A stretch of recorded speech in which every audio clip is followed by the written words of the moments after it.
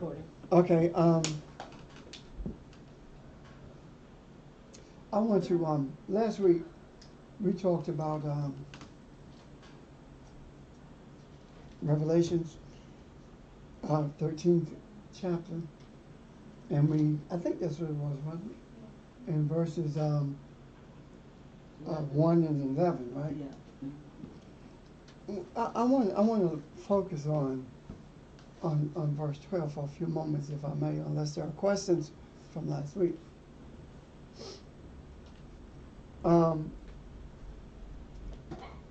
Verse 12 says, of the second beast, the beast of the earth, and he exercises all the power of the first beast before him, and caused the earth and them which dwell therein to worship the first beast, whose deadly wound was healed.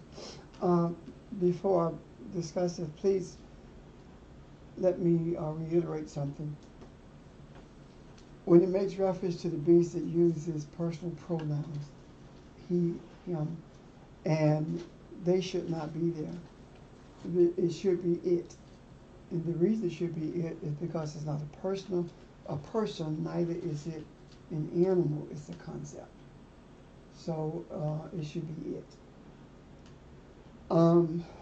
When I reference those, the reason I want to look at this verse is because it is happening right before our eyes.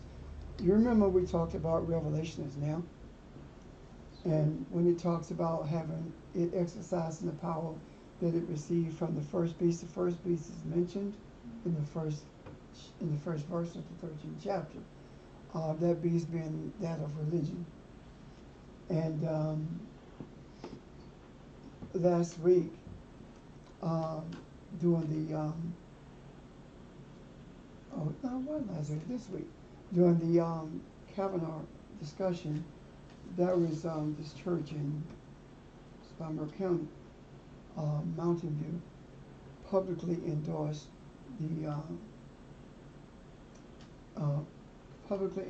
Kavanaugh's nomination to the Supreme Court.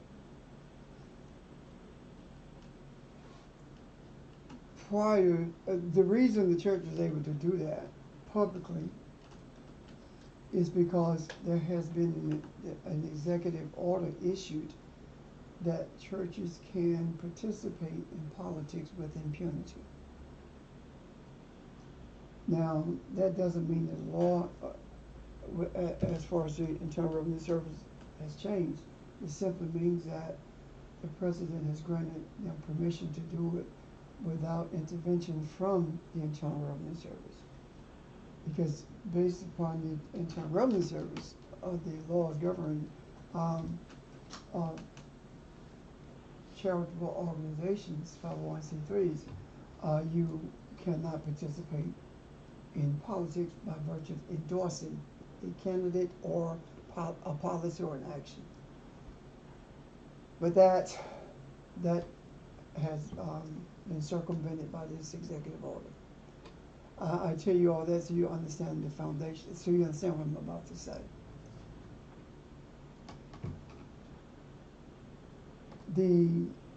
By virtue of doing that, the church gave the politicians not only the cover, but the power to endorse an accused sexual pervert or assaulter. It received its power from the church. You say, well, it was only one church, Mountain View. Please understand something. That's not an independent church in that it belongs to a denomination. And denominational pastors do not make individual decisions. He got the go-ahead from somebody. He discussed it with some other pastors, if not with the local association or the state convention, but he did discuss it, I guarantee you, with someone. So that in itself is the church granting the power to the state to do its biddings. Now, Granting the power to who? to the state, the church granting power to the state to do its biddings. And the biddings that it is looking for has nothing to do with giving tax cuts to the wealthy. They don't care about that. But it has everything to do with the church being in control of the government. And the key, the point, the one thing that they want is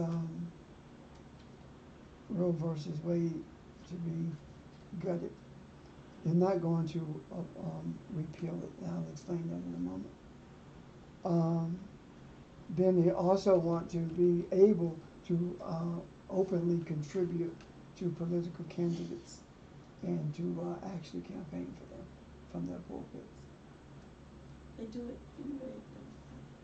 anyway. They don't do it as overtly as they want to do it. They want to be able to do it overtly. I think more champions of it. The way they do it in the churches is say that anyone who supports abortion is against the laws of God. Now they can simply say, Vote for so. yeah, a name, vote for so and so, vote for Trump, that kind of thing. And they can say, we are going to lift an offering for Trump. We are going to write a check for $1 million to support his campaign. We're going, Lindsey Graham. They can openly support him because of the stance he took on Kavanaugh, that kind of thing. So they can overtly influence now. The reason I say that they're not going to overturn Roe versus Wade is because they don't have to. What they're going to do, the states are already preparing. When Kavanaugh was appointed, the states started preparing challenges to segments of that law. For example, to require abortion clinics to have the same facilities as does a hospital, to require abortion clinics to be staffed in certain ways. As a matter of fact, the abortion clinics staffing and anti-equipment presence exceeds that of some those minute clinics. What is it? Doctor boxes.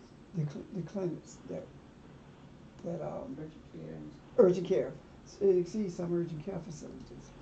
So what they're doing, they're not actually overturning it, but they're making it too expensive.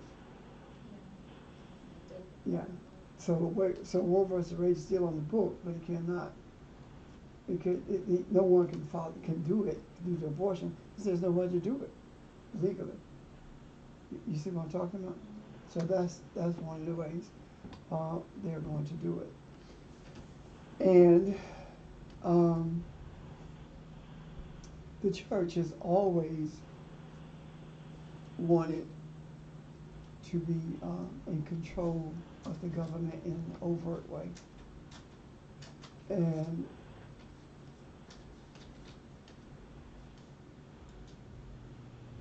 the church is anti-democracy. The church does not believe in the will of the majority or the will of the people. The church doesn't believe, she might tell you to get up. The church, I'm just messing with you. No.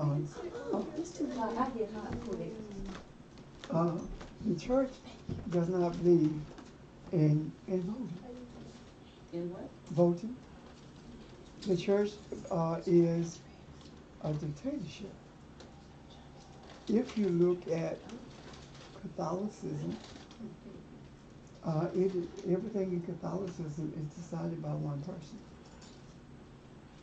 And that one person, not only does that one person supersede the will of those who are attached to that particular Christian denomination.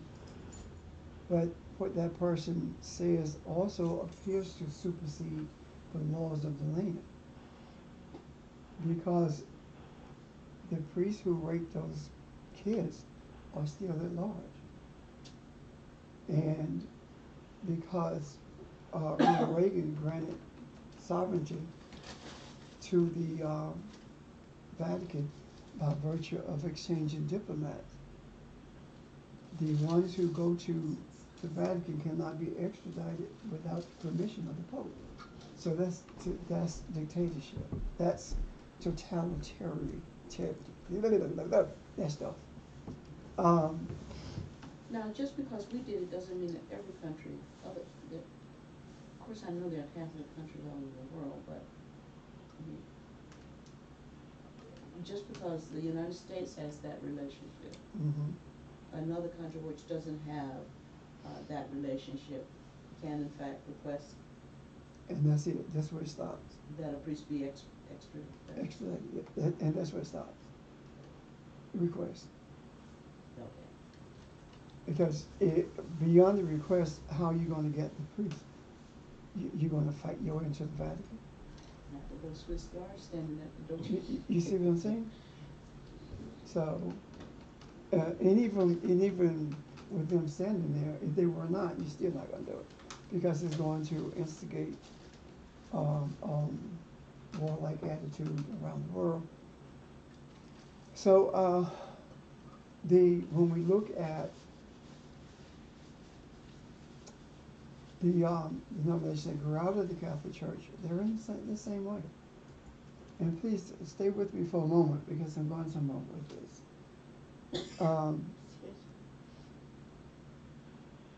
Even the churches that we grew up in, even though they appeared not to be dictatorial, they were. And when it comes to females just don't count, period. There's no input from nuns in the Catholic Church.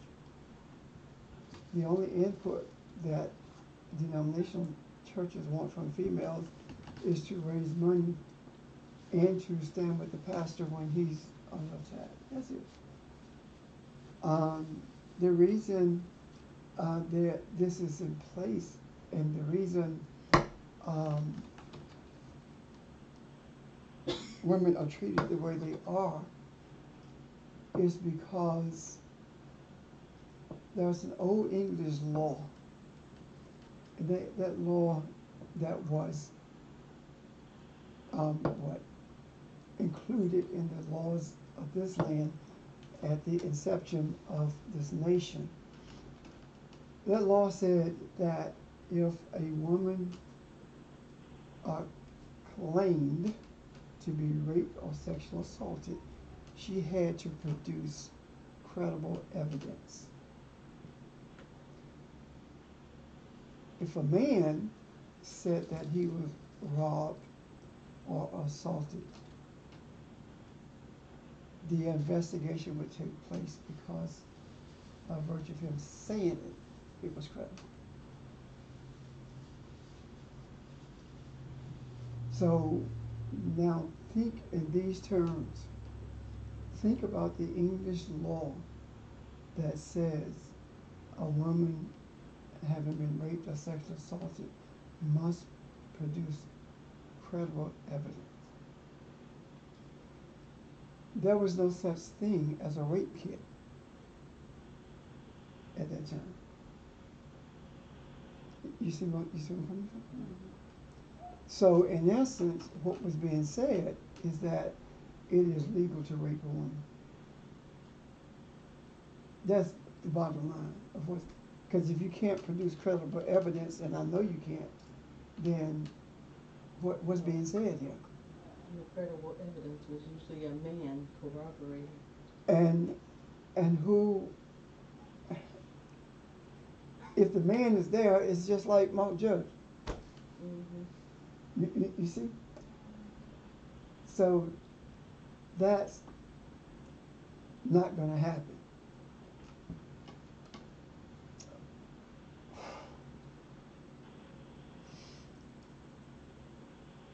We are, I don't think that we are on the verge of a state like the state that was developed or brought into fruition by Hitler. I don't think that's it at all. I don't think it's Nazi rule. I believe that we are on the verge of a Christian dictatorship.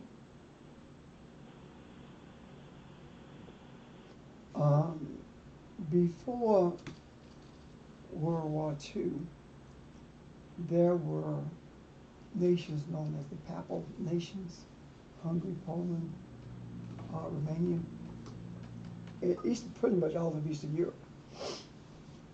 And after World War II, the control of the Vatican, the control of the Pope over these nations ended. I believe that we're on the verge of that. Why? Because if Kavanaugh did not have an evangelical attitude, there would not have been such a fight to put him on the court. He grew up Catholic. If you look at the court, most of them, if not all, are Catholic. It is my contention that we are living Revelations 13, verse 1, and verses 11 and 12. And it is also my contention that the reason we are living verses 1, 11, and 12 is because of our desire to bring balance, to bring sense of unicity between male and female, to be one with male, for male and female to be one. It also means that we are one with our Creator. I believe that this is the effort that's taking place now, because you cannot deal with the source of imbalance if you don't know what it is. The source of imbalance is not the drug dealer or the murderer who has no connection to the church. The drug dealer and the murderer are a symptom of the church. And to further, to give you an example of that is, if you go into especially the intercity, you got a church on every corner and nothing changes. Why? Because they're not there to change anything. They're there to maintain. Even though the people in those buildings believe they're there to change things. They truly believe that. And those in the pulpit, some of them truly believe that. They are so caught up on the material world until they have lost their sense of sobriety, intellectual or cognitive sobriety, when it comes to really seeing that you're not changing anything, they're becoming worse. So if things are becoming worse, then what kind of effect is your presence having on them? This is the thing I believe with this. I'm trying to do my best to articulate what I'm seeing. The very presence of the church creates chaos and evilness and darkness. The very presence of it.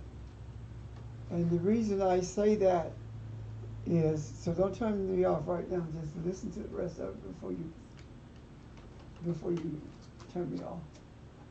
The reason I say that is because if Catholicism is chaotic, and it is, if Catholicism does nothing to punish, or at least, at the very least, embrace those who have been raped by priests, if it does nothing to rectify this, then it is actually complicit in it and a perpetuator of it. That being said, everything that grows from the root of the Catholic Church has the same energy. So it doesn't matter what you say your purpose is, it is the energy of the organization that guides you. It's the energy that's given off that determines what happens in your environment.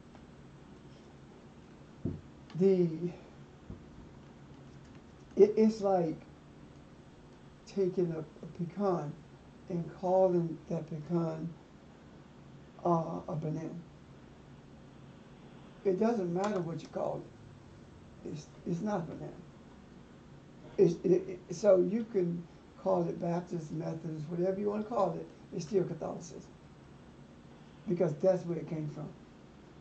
Well, that's not true, because we're not Catholics, we're Baptists. Okay. Barbara has a son. Is your son named Barbara? No. Your daughter named Barbara? No. Or has sons, I should say. And neither one of her children are named Barbara, right?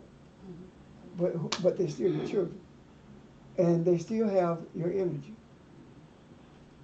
They still have portions of your personality, right? The basic foundational things that they have comes from you and John, comes from home. So regardless of what they say, their foundation is Barbara and John. So if we take that narrative and look at Catholicism, it doesn't matter what you call it, the foundational principles are still the same. And which means that regardless of how the children fight or kick against the prick or not want to be reflective of their source, which is in this case the parents, they are still expressive of those foundational things. They can't get away from it, because that's the root of their existence. And this is the same thing with these denominational churches. So that is one of the reasons that things are the way they are, in spite of the fact that all of these churches are in all of these neighborhoods. And when it gets to a place where they are able to afford it, all the people in the church move out of the neighborhood, and nothing is there but the building. They drive in on Sundays. And things continue to get worse. This is what I am observing.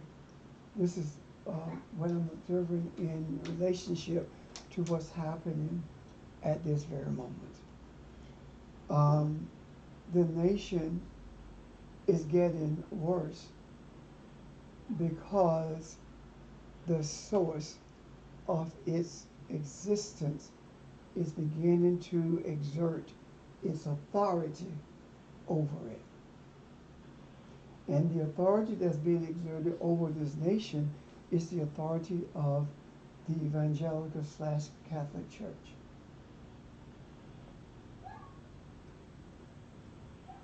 It is the church that put Trump in office. So that in itself is saying that it exerts its authority.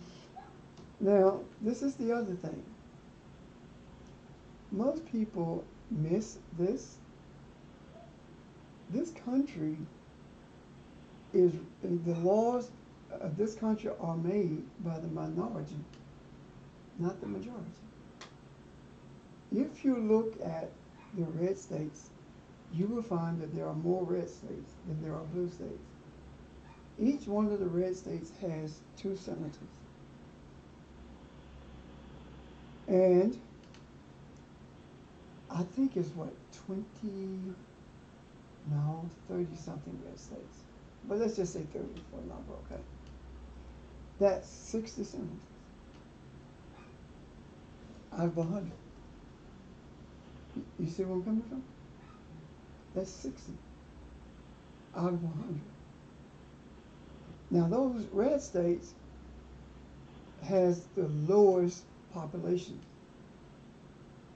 So the most populated states are those deemed to be blue states.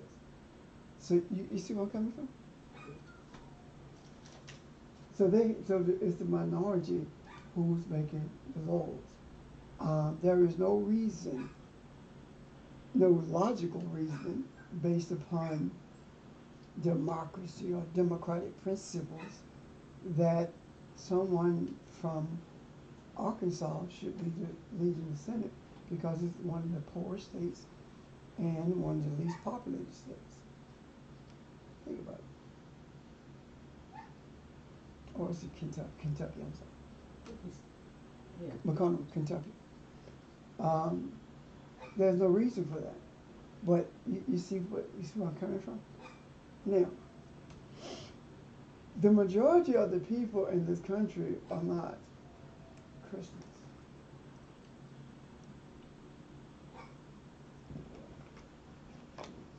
But Christians control the country. So we are at a place where we are experiencing the beast of the sea.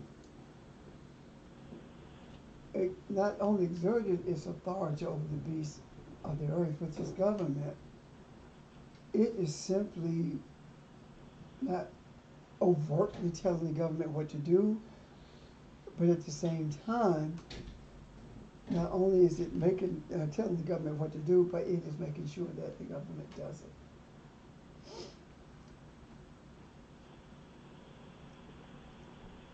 These principles of the beast are being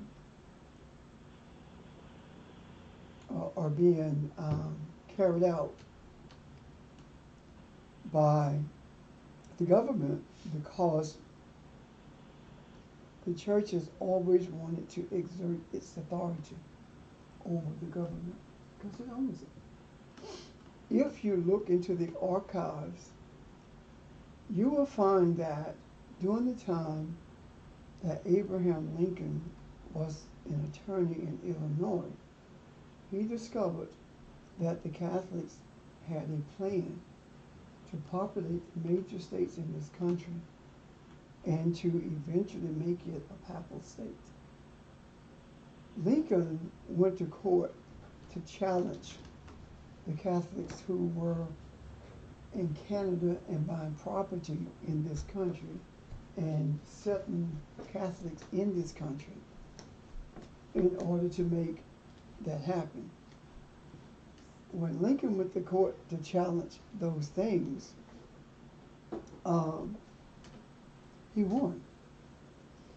And the Catholics, more specifically the Jesuits, told him that he would pay for it. When Lincoln was assassinated, Booth went to a Jesuit bishop's house right after the assassination to get passed out because he broke his leg when he leapt from the balcony. So all of these connections now beginning to make sense to me. If you don't go back to the beginning, you won't understand where you are presently. That is not only true with the spiritual, it is also true with the natural. If we don't know where we came from, we don't know where we are. And I don't mean in terms of geographical location as much as I mean conceptually. We don't know where we are, neither do we know how we got to where we are. There are those who are listening either YouTube or now, it doesn't matter, who believe that, or think probably, that I am sitting here dealing with history as opposed to the spiritual. It is my firm belief that it is impossible to separate the history from the spiritual because they are one and the same. There's no difference in the two. Okay? If we are to bring balance, then the things that we have experienced in the past few weeks must continue to occur.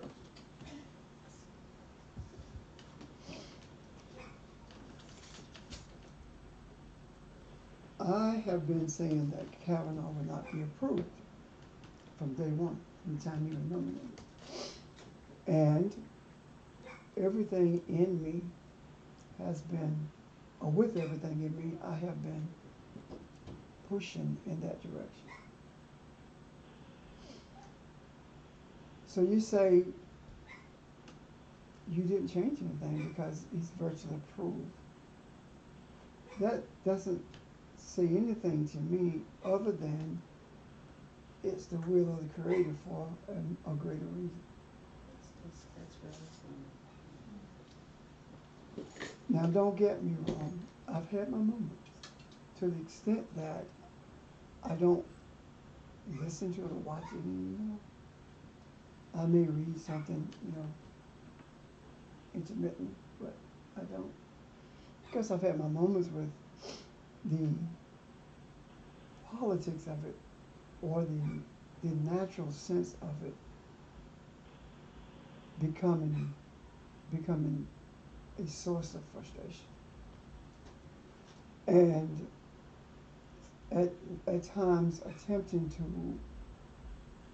overshadow what I know to be true spiritual. And what I mean by overshadowing it, making a strong attempt to put my soul to sleep again. If my soul goes to sleep, then I see no hope, because I only see what's in front of me. My soul being awakened, I can see beyond what's in front of me simply by closing my eyes.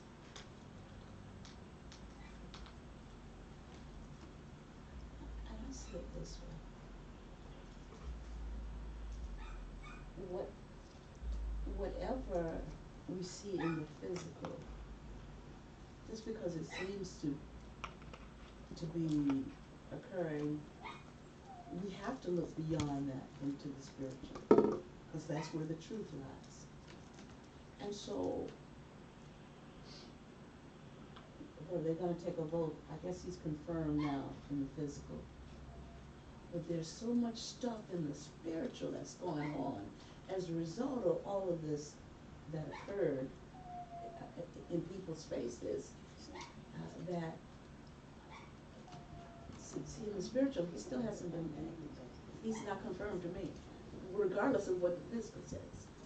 And so when I accept that fact in the spiritual, that he's not necessarily confirmed, that keeps the door open for light and for whatever else. And so I'm not disheartened because of that. It's, I believe what's happening on a more personal level or in a more finite place is that your poor choice of words, optimism, your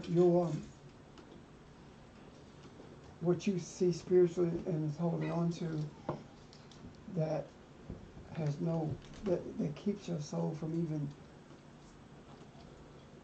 attempting to go to sleep. That brings no frustration because you see it clearly. Is an example of the feminine energy doing what it's supposed to do. And that is, again, lack of a better word, leadership and birthing. And my struggle with this is no different than what John said to Jesus. You must increase as I decrease. So the masculine energy has to decrease in order for the feminine energy to increase. You understand what I'm saying?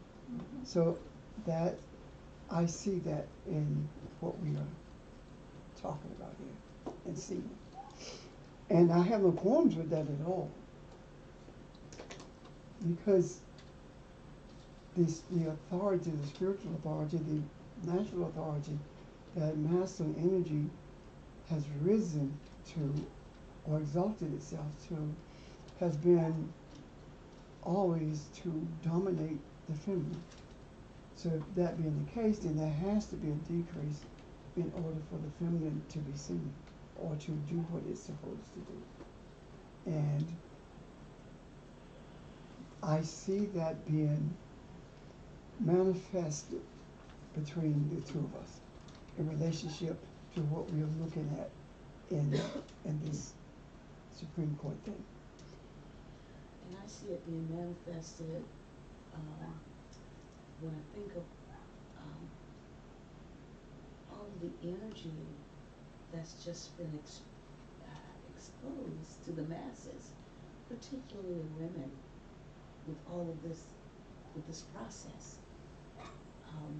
They are a force to be reckoned with. And at some point in time, they will be reckoned with.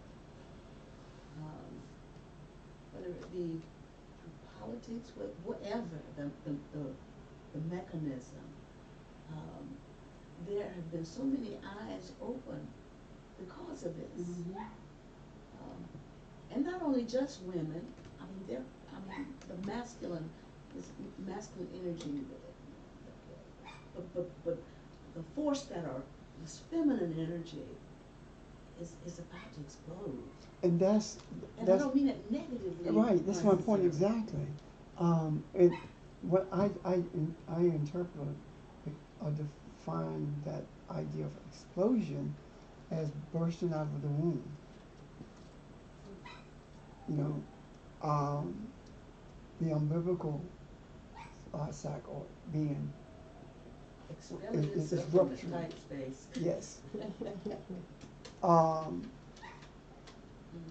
It's not coincidental to me that when one of Ford's friends wrote a letter to the Senate committee, Judicial Committee, and to the White House, saying that he and a minimum of 7 other people can corroborate what she was saying. Because because he was told, blah, blah, blah, 2016, etc. I don't think the numbers, like he said, at least a minimum of 7 more. He would make 8, which is new beginning. So I don't think that's coincidental at all. I believe that the signs of the times are all around us.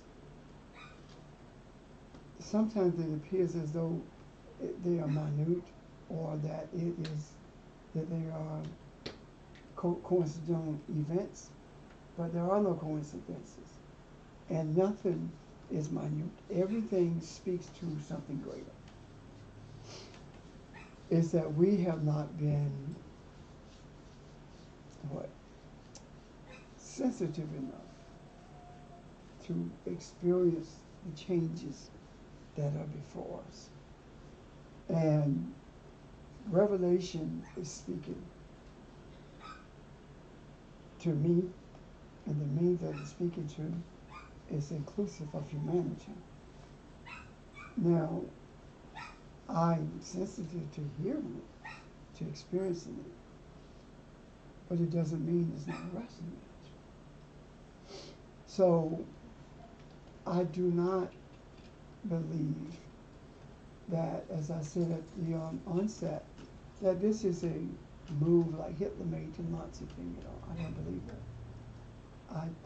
Even though that the pattern is there, I believe that it is a move for Christianity to take authority in this nation. And it will take authority two ways: the Electoral College and the Supreme Court. Everything the church carries to the courts are going to ratify. And during the course of national elections, there is always the possibility of the church winning with electoral votes, even though the majority of the people are not in favor of it. And it is not so difficult to eliminate, or at the very least minimize, an uprising or protest.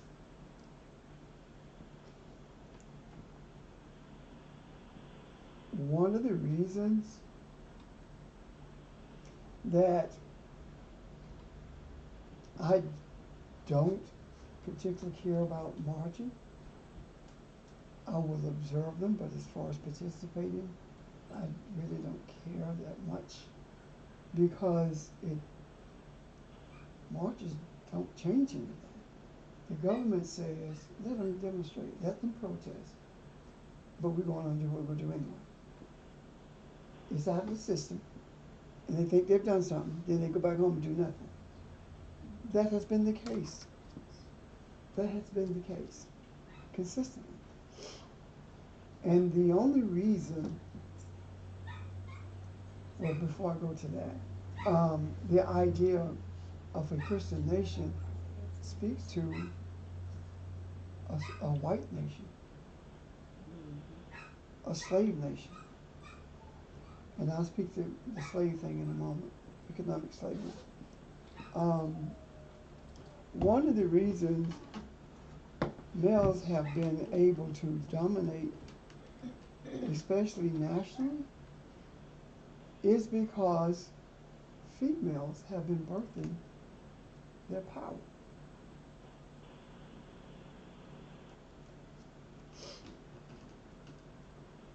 African females have stayed out of the fray for the most part. Even in terms of voting, they just stayed out of the fray. White females have been voting nationally to keep Republican/racist folk in office. 54% of white females, not females, they tell you on TV females, 54% of white females voted for Trump. And was it 30 or 47% of black females voted for him? Females have been birthing the power that you've been seeing manifest. Even though they were voting against their self-interest, they were empowering men to continue to dominate. Well, especially evangelical women, because according to everything they know, a woman should not be president. And see, the other part of that is not just evangelical women, it's also charismatic women. Yeah. Well, yeah, all of them. Yeah. And it's also Black Baptist women. Mm-hmm. There are any number of African females who does not believe a woman should be president. And keep in mind that the African church chose Hillary over Obama. Yeah. You see where I'm coming from? Mm-hmm. So we are experiencing something, and the something that we are experiencing is a resurgence of the feminine. That resurgence of the feminine cannot overcome what Revelation is talking about in terms of the beast received his power from the church. The government received his power from the church. Cannot be overcome until the souls of African women is awakened. When the souls of African women is awakened, you get results like you got in Alabama with Doe Jones. That is a manifestation of an awakening of the African soul, the female soul, feminine soul. The way slavery is perpetuated in the nation is through economics now.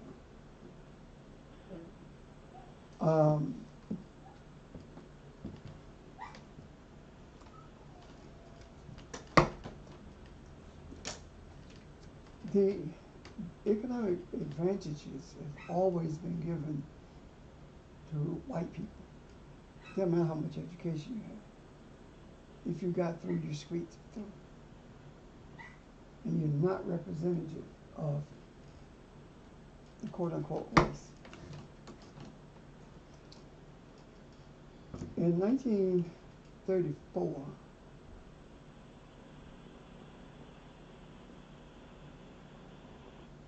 there was, the FHA was done in 34. Prior to the FHA, there was something called the HO, Homeowners Loan Association, something like that, established by Roosevelt.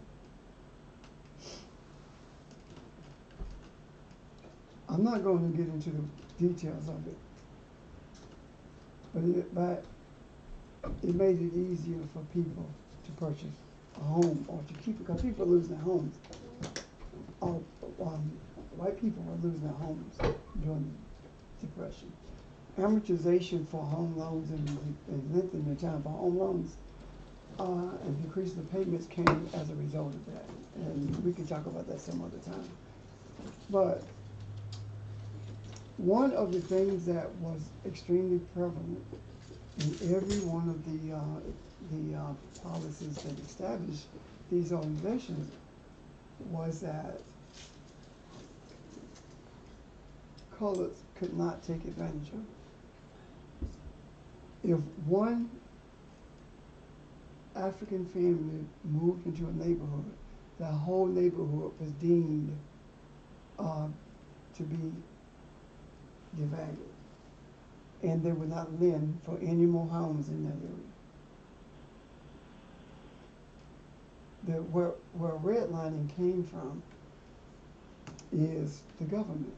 They would, all the white neighborhoods, they would paint them green, and all the African neighborhood, even if there's only one family was in it, they painted them red on the map. That was the color on the map, red. So you could not get a loan in those red neighborhoods. That's where redlining came from. One of the basic foundational policies of the FHA was that people of color could not get a loan from the FHA, and that local appraisals would be used, and their direction was to make sure that no coloreds or foreigners lived in the neighborhood. And when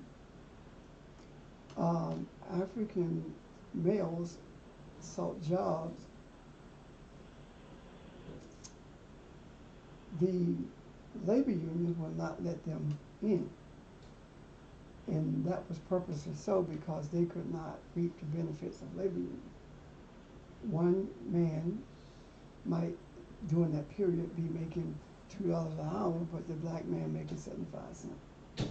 So that's economic slavery. There were things put into place to keep, there were deals made with businesses and government to keep African from making the same amount of money as white people. So what happened with that is the white person's kids will have foundation to build on because they were able to save money. black families' kids couldn't because their family didn't make enough to live on, let alone save. So with that taking place, we see now it's spiritually genetic that the difficulty in black folks saving money. It's a struggle, and the struggle was put there purposely. So that's this economic slavery that I'm talking about, and the church perpetuated that. There were in 1920, there were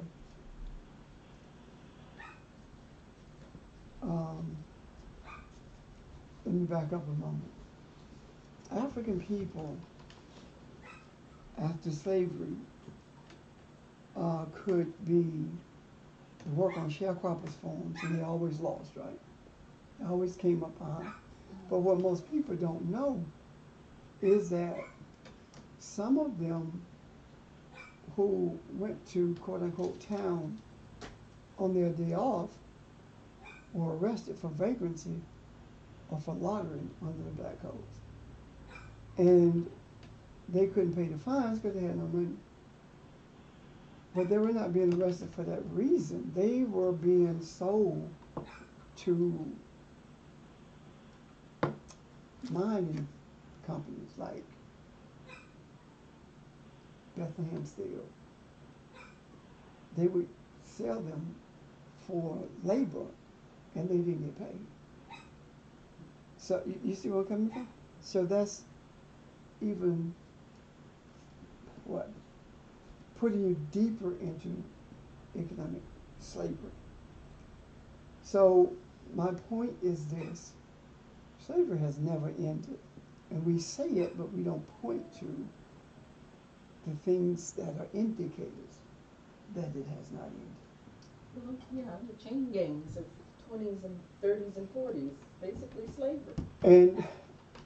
And I'm saying to this day, they don't need the chain gang anymore. They only need to redline neighborhoods, remove grocery stores, remove jobs. Well, yeah. So now there was a perpetuation of poverty, Mm-hmm. which is in itself is actually slavery, but we call it poverty. Yeah. So Including all this home loan stuff where they were charging black people more, charging them higher interest rates and all that. that started out in '34 when the FHA was instituted. If black folk got a loan, it was at a higher rate than was the loans for white people. And the idea of birth control. The birth control on plantations, when the numbers of Africans grew, they would sell them off to distant plantations. And that's how they controlled the numbers on the plantation. And they would sell mostly males. Well, the way slavery exists now to control the population, I put you in jail at 15, 19. Now you're in jail. And because you were in jail, you're not able to produce anything. So you get out of jail and there's no job, you go back to jail. You stay in jail until you're like 50, 55, off and on, in and out of jail. When you get out, you're less likely to produce a child. So birth control has been done by keeping the male seed out of the population until it reaches an age where it is less likely to produce children. So you say but girls are still having babies. Yeah, they are. But that male can't take care of his child because he doesn't have a job. So that's the slavery of which I speak. These are the indicators. One of the other things, I'm going to say this and then I'm going to move on.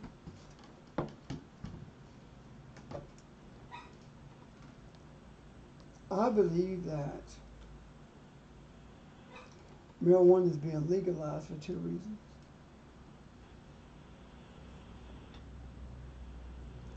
One is that it's being financed by the super rich behind the scenes.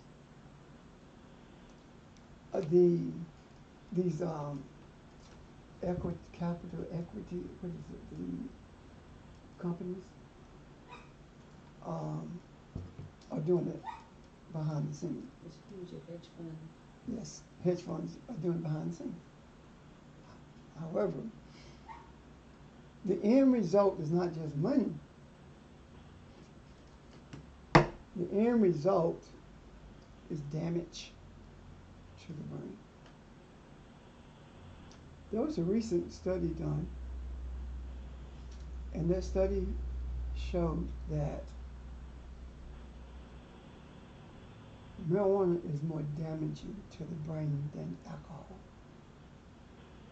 That study said that when teenagers smoke marijuana, the brain is damaged. The memory loss that occurs, even if they quit smoking and never smoke again, they never regain that memory loss. However, if those same teenagers were drinking alcohol and stopped drinking it, they can recover the memory loss. So, the church has a responsibility, if it is to be what it say it is, to see not only what I'm talking about, but to do something about it. And the something to do about it is to act on it. It is our responsibility, based on the scriptures, to make sure that the whole of humanity is cared for. When in the 91st Psalm, that first verse talks about abiding under the shadow of the Almighty. And in the 23rd Psalm, the 6th verse talks about the valley of the shadow of death. Could I walk through the valley of the shadow of death? I fear. That's the 6th verse of the 23rd Psalm. The church has a responsibility to look at those words to find out what it means. We simply talked about a shadow of the Almighty as being a shadow like our shadow. But if that is the case, then that makes the one you created a man, a human, God, a human. You see where I'm coming from? Mm-hmm. So it cannot be that kind of a shadow. So what kind of shadow is it? Well, those two words are different, not just in connotation, but in meaning, because they are two different words totally. The one in 23rd Psalm 6th verse talks about to die a violent death, or to be in the presence of a violent death. That's what it speaks to. So that is totally different than abiding under the shadow of the Almighty, which means being protected. That word shadow is talking about being protected, being cared for by the Almighty, by Yahweh. So the church has a responsibility to make those distinctions. And if we make those distinctions and help people to understand that the secret place that you ought to dwell in is that place deep inside of you. The secret place is your soul. It's the source of all your spiritual awareness. It is the place where cognitive spirituality emanates. It's like a warehouse that the Creator built in us for the storage of everything we were created with. And when that warehouse door swings open, then when you see something in the scriptures that doesn't quite make sense, because your soul is awakened, it causes you to question it, and it leads you to the truth of what's being said. Are you with me? Yeah. Pastor, Uh-huh. but I thought you said that the church need to do what it's supposed to do. That's what I'm talking about. But my thing is, I thought the church religion was exploding or is dead. I say that the church should do what it's supposed to. Okay. What it purports to be. Right. If the church does what it purports to be, I'm talking about what it would do. Okay. I'm very clear, I hope, on the understanding that it doesn't do what it's supposed to. Okay.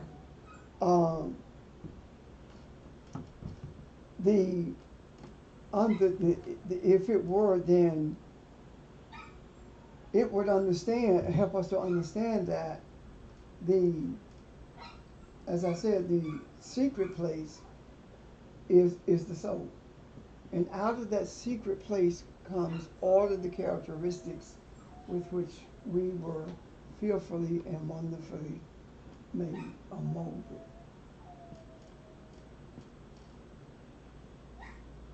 We were meticulously created.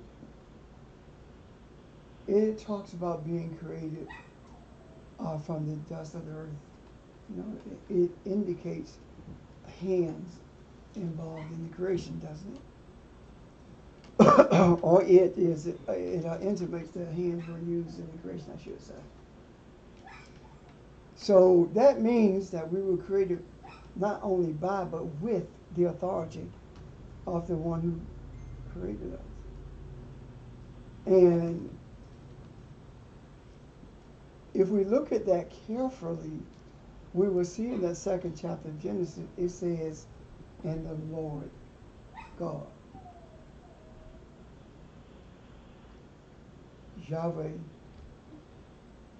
Jehovah, or Adonai, because Almighty in Psalm 91 talks about the Adonai. If it's talking about this, then that means we have the characteristics of Elohim and Yahweh.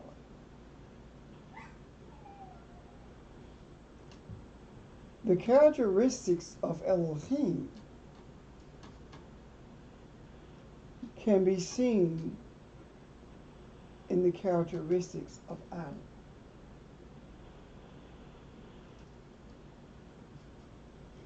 All of what we have spoken of today in relationship to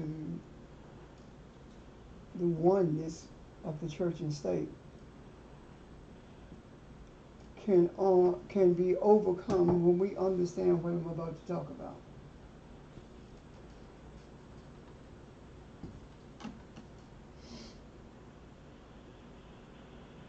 Yahweh is not a separate entity. Yahweh is a characteristic of insult. It is, for understanding purposes, a personality trait of insult.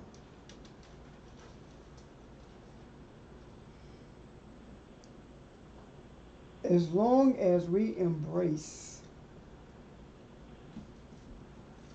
that we are created in the image of Elohim and that we are Elohim, and we stop there, we will never be able to truly do what Jesus did. Yeshua means Yahweh who delivers. Yeshua, Yahweh who delivers.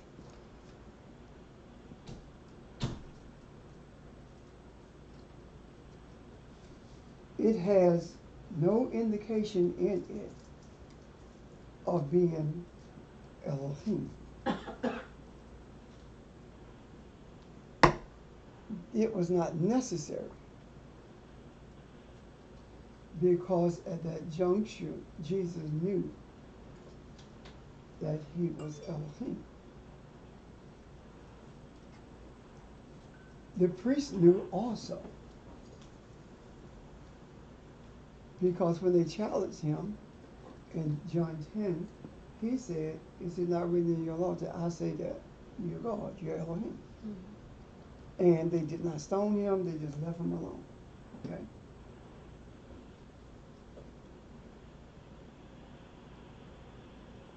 I believe the reason that I am being shown this at this moment is because deliverance is at hand.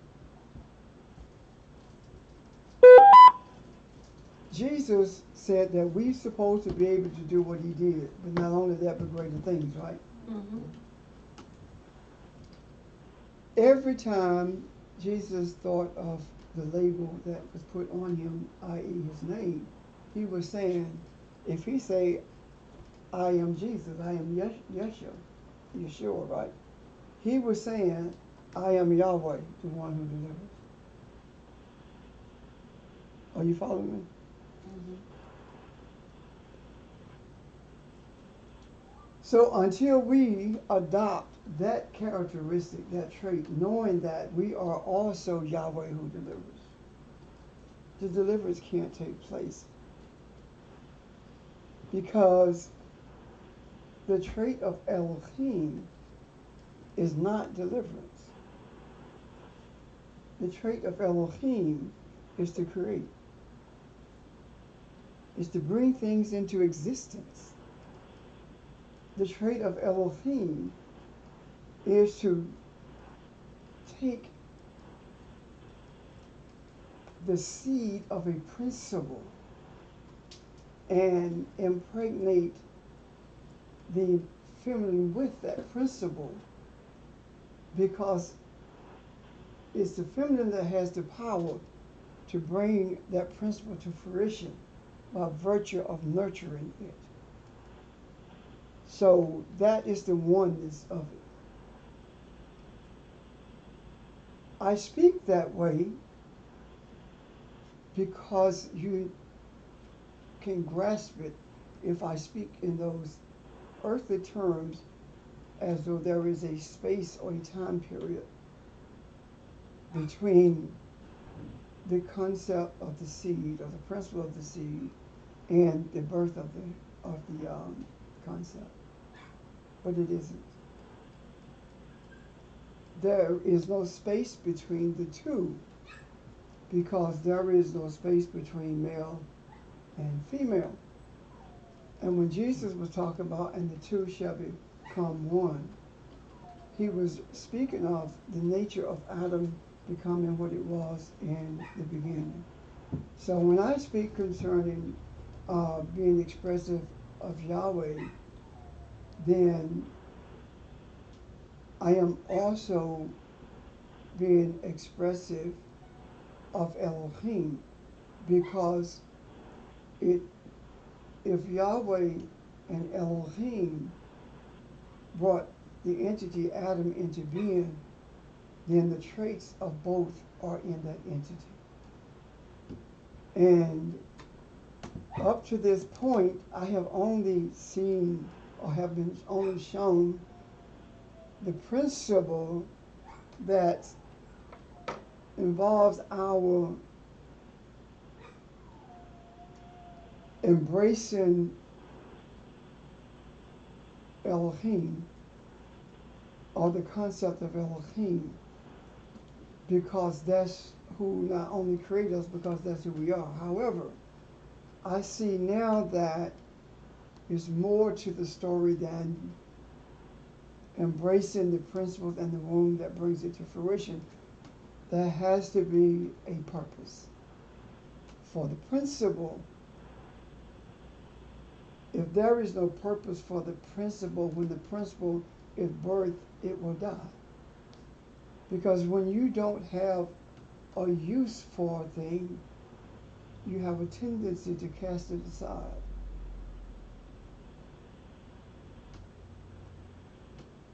If we understand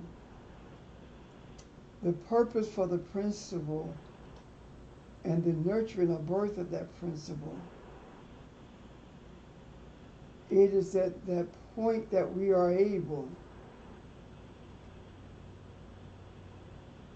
to massage, to nurture, to bring creative power to it, to give life to it,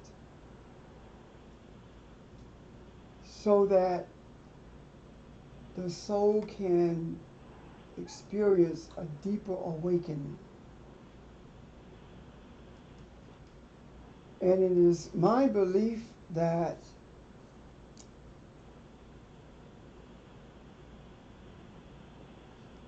we find the purpose of these principles in Yahweh. And when Ein Sof, or the unspeakable, the one with the unspeakable name,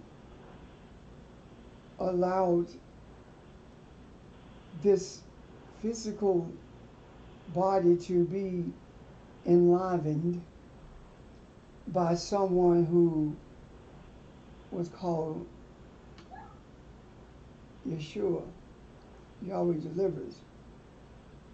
It knew what it was doing, and it also knew that generations would have to come into being before there could be a realization of the purpose of this body being called Yahweh.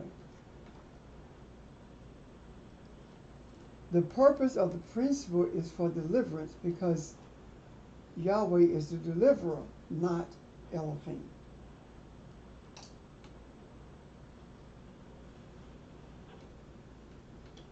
And when you say deliverance from? Deliverance from a state of being that is reflected in our unconscious nature.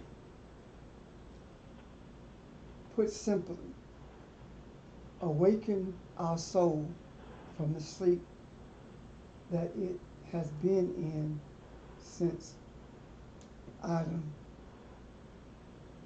sought to be separate from a womb. So it's almost freeing us from enslavement from a spiritual perspective. Yes. You can't be freed from slavery from a natural perspective until you are spiritual. Because first came the spiritual, then the natural. The spiritual takes precedence over the natural. So when we say as above, so is below, the spiritual freedom of which Barbara speaks has to be manifested in this world that we call below.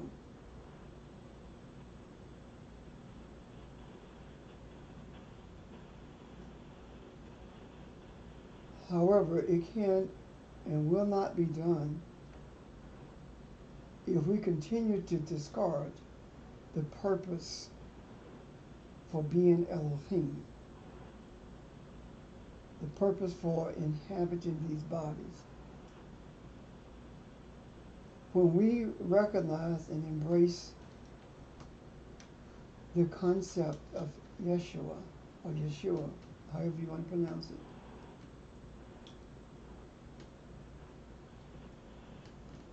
It is then that we become that entity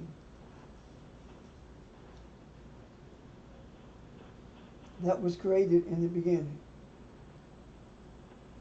Because it was the Lord God who created Adam, who built Adam.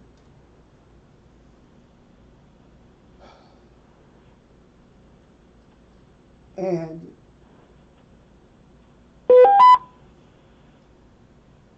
when we embrace being Yahweh, we embrace the purpose of Elohim being Yahweh. The purpose is to deliver or to awaken. It is at that point that we can begin to see with a clearer vision the unripened part of the tree beginning to ripen itself.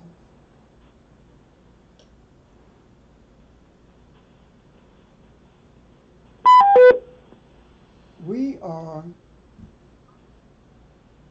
the essence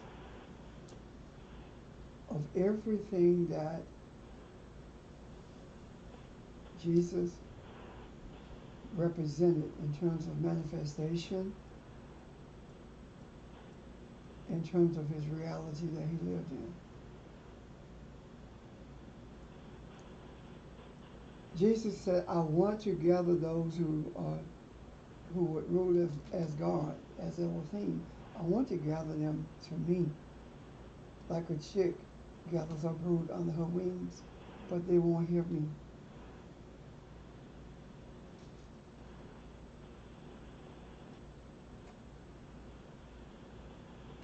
Just like the pattern in the first chapter of Genesis was laid, or the architectural drawing for male and female was there, or male, female, and it was brought into fruition in chapter 2.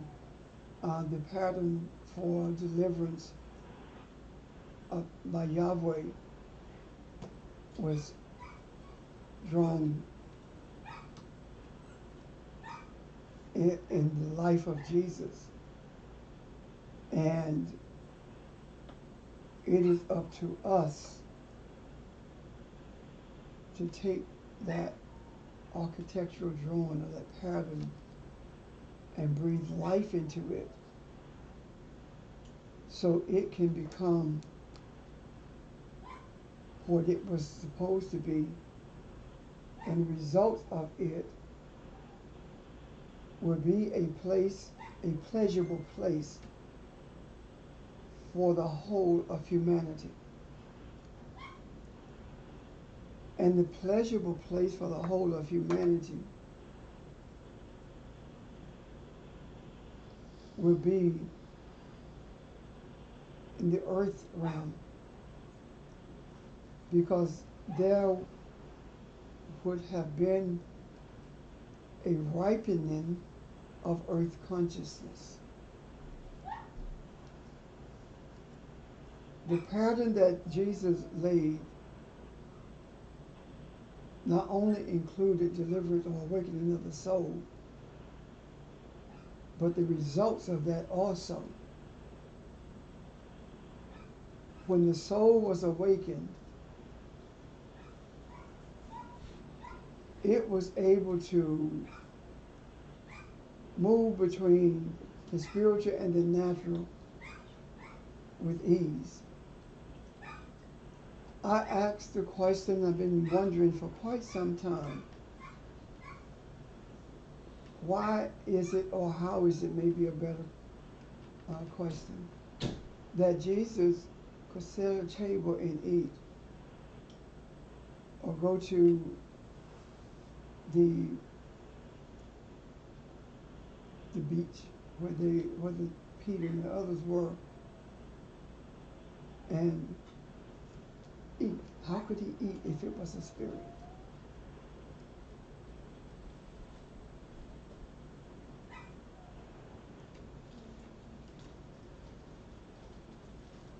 when transition takes place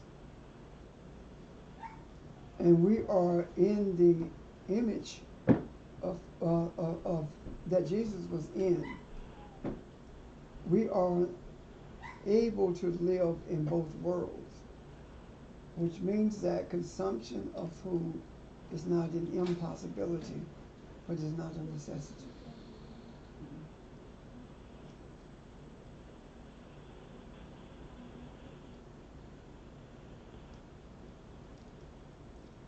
The great wonders that will be shown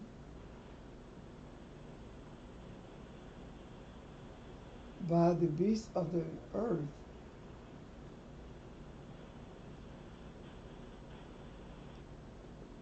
is a type of purity that it has brought into fruition from its spirit, its soul, its mind, I should say, not soul, has brought into fruition from its soul, from its mind, and convinced humanity that this is the way that the Creator wanted things to be when it talks about the fire coming from heaven as a great wonder being performed by the beast. We see that in action right now. The church does not see or refuses to acknowledge the pervasive immorality that permeates not only the government but the church as well.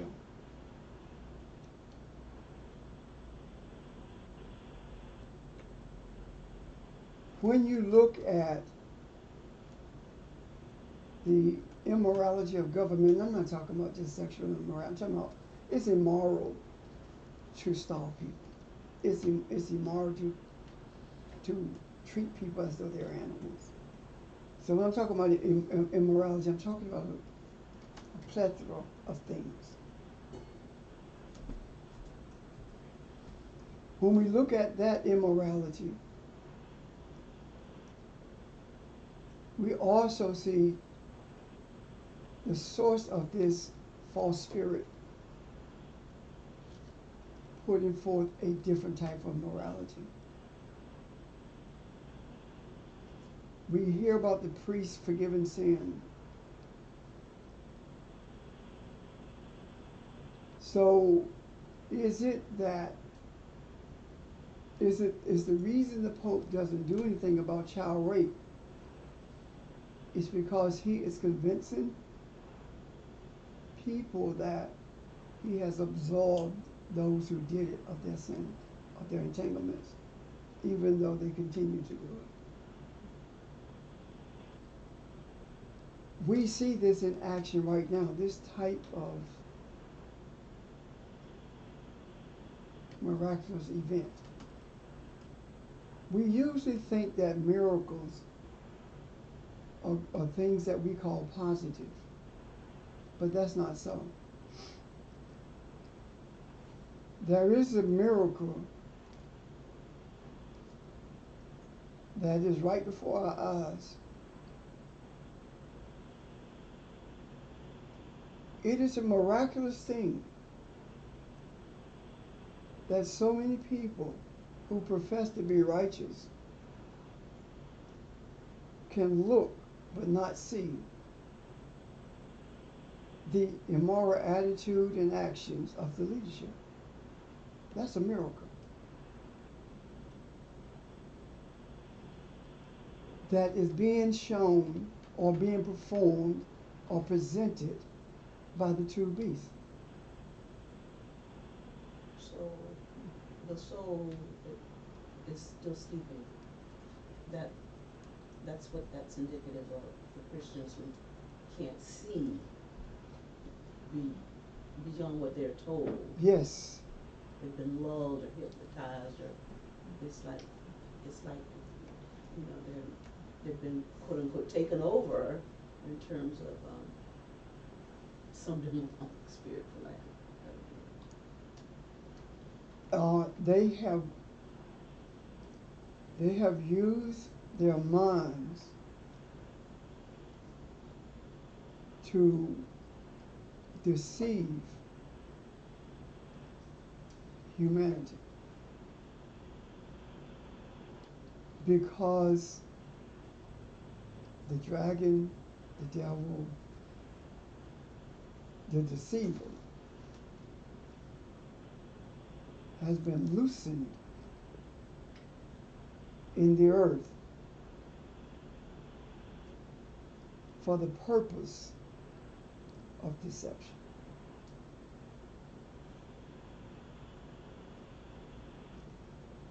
When people begin to realize that they are being deceived or duped,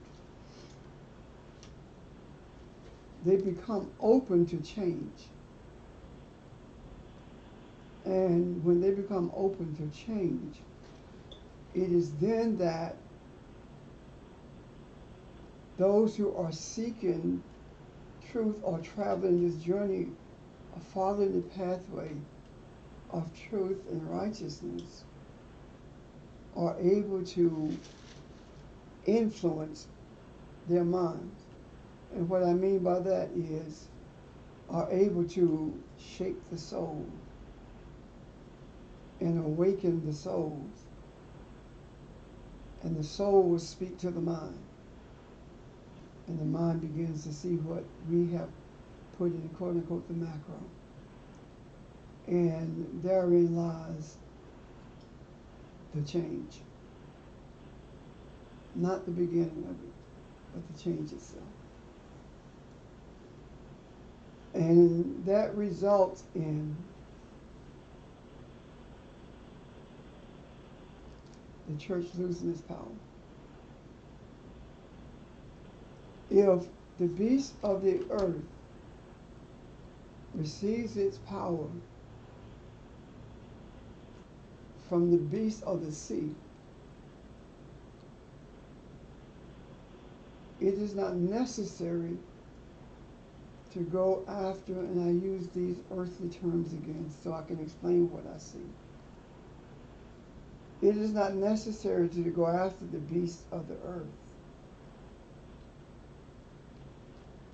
But if you go after the beast of the sea, you don't only diminish the power of the beast of the earth, you eliminate it. Because it receives its power from the beast of the sea. Are you with me? Yes. So you cannot fight government and expect spiritual change.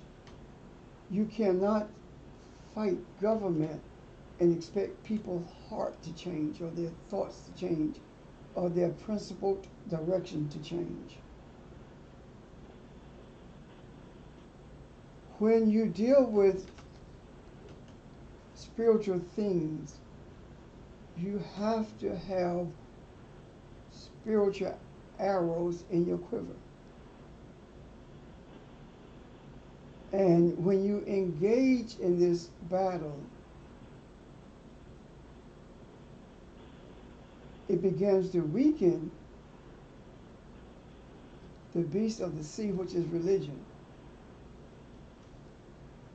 And because it is weakened, it can no longer hide the deeds that are being perpetrated by the beast of the earth, which is government.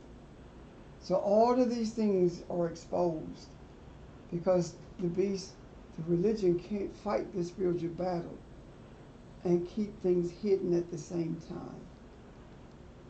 It has to use as much energy as it can to preserve itself, which means that the powers of the government are becoming weak also.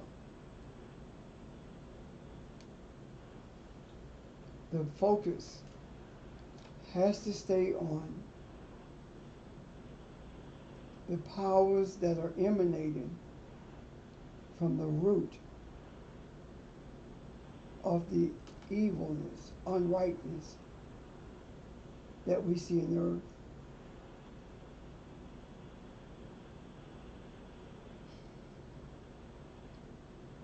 This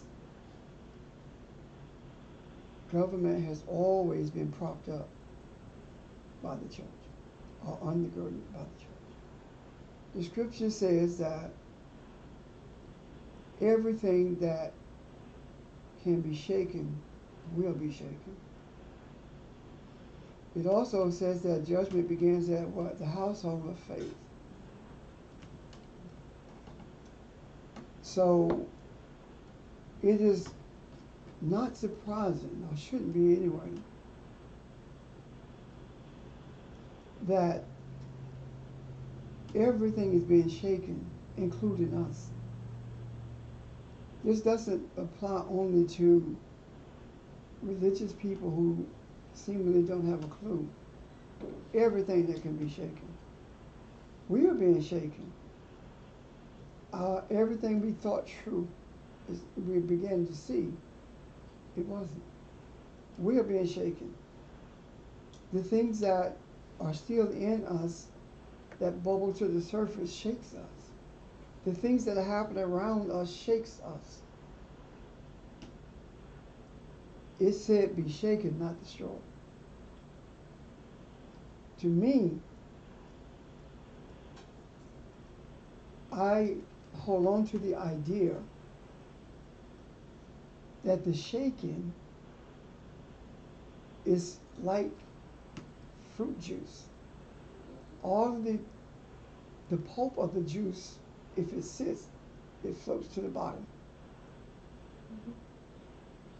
Which means that all of its value is at the bottom. That's the soul.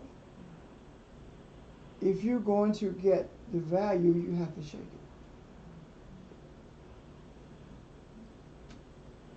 But every time you let it sit without movement, everything flows to the bottom again. So we're going back to sleep. So this journey, on this journey, we don't have the luxury of stopping. We have to keep moving as we see things unfold. There's going to come a time when, because of what the Creator is showing, and because of what I am going to say, there will be others who will fall away from this covenant. I'm prepared for that. There will be people who will not even call in anymore. I'm prepared for that.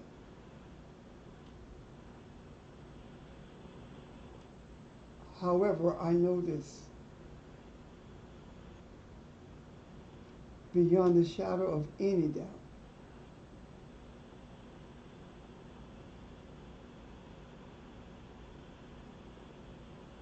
The prevailing of righteousness will be experienced by humanity. Because even those who fall away will be a part of the righteousness, because though they fall away, they still receive, because they have opened themselves to this covenant. I'm good with that. The last thing that I want to say to you is this. Out of everything that has been spoken,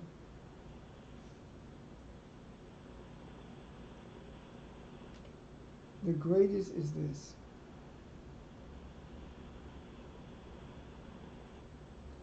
Knowing that we are Elohim does not lend itself to deliverance. Knowing that we are Elohim opens us up to understand the purpose for being Elohim, and that purpose is deliverance Yahweh delivers. So the trait, the principle of Yahweh that enlivens us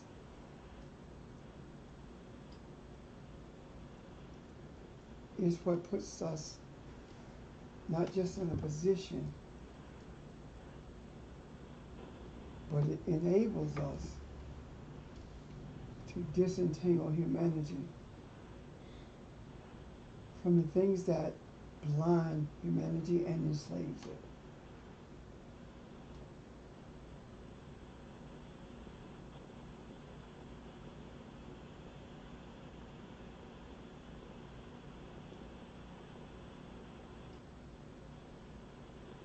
Time is of the essence.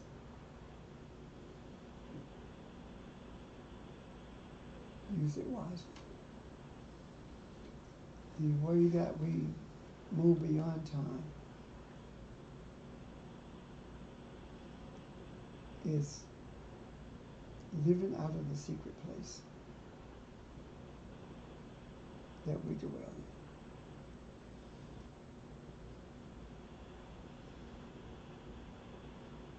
Because it is the personality trait of Shaddai that protects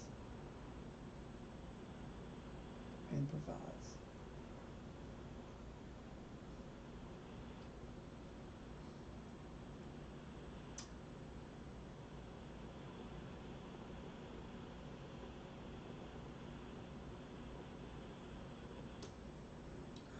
Amen.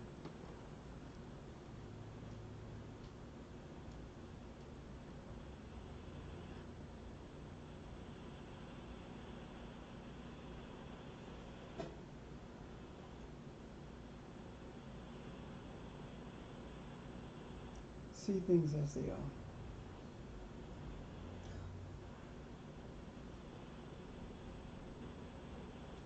But don't see things as they are.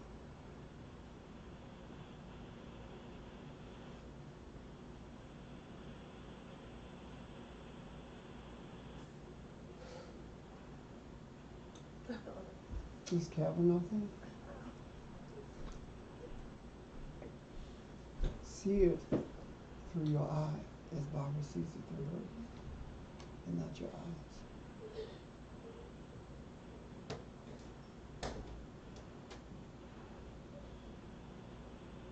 This is imperative.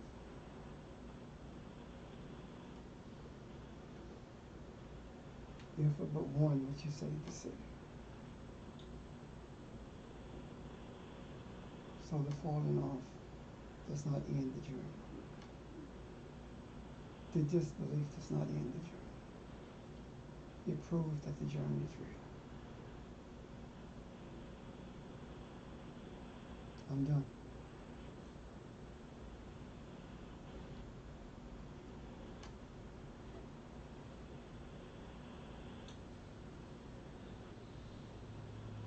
Have a thought I'm trying to stay.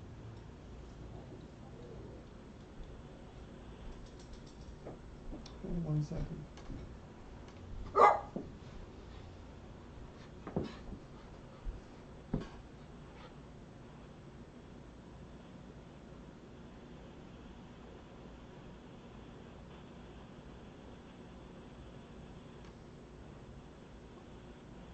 We're done. So, here we are. Here we are.